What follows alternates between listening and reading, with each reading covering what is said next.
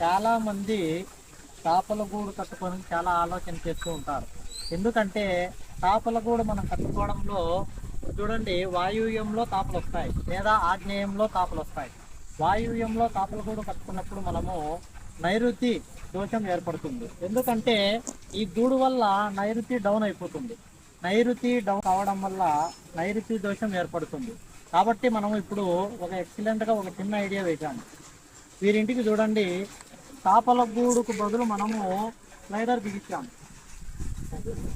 ఈ స్లైడర్ వల్ల మనకు వాన నీరు కానీ ఎండ కానీ పడుకోకుండా వీళ్ళు చేపల గూడు కట్టవలసిన అవసరం లేకోకుండా మనము చేయడం జరిగింది. ఈ స్లైడర్ బిగించడంతో వీళ్ళు నైరుతి భాగంలో ప్రత్యేకంగా మళ్ళీ రూమ్ కట్టవలసిన అవసరం లేకోకుండా పోయింది. ఎందుకంటే నైరుతి భాగంలో ఒకవేళ డౌన్ అయితే మనం ఏం చెప్తాము, ఈ సైడ్ చేపల గూడు వచ్చినప్పుడు నైరుతి భాగంలో ఒక రూమ్ కట్టాలని ఖచ్చితంగా చెప్తాం. కాబట్టి ఇప్పుడు అటువంటి అవసరం లేకోకుండా ఆర్థికంగా ఇబ్బంది పడుతున్న వాళ్ళందరికీ కూడా ఒక మంచి ఐడియాగా మనం ఇది చేశాము. చేపల గూడు బదులు ఒక స్లైడర్ ఇక్కడ బిగించుకుంటే ఇది స్లాబ్ లెవెల్కి ఉంటుంది.